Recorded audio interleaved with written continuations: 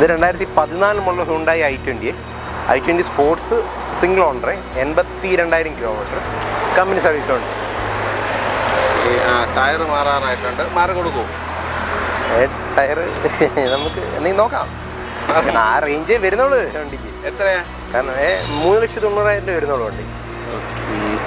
Steering controls ഒക്കെ വരുന്ന മോഡലാണ്, മാനുവലാണ്. പെട്രോൾ അല്ലേ?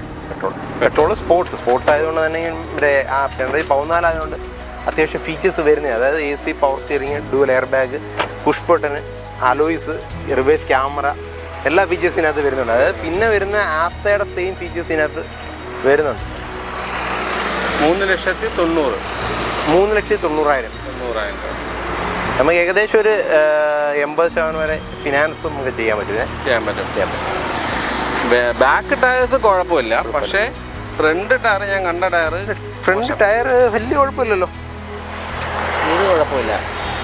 നമുക്കൊരു 70% ടയർ ഭാഗമുണ്ട്.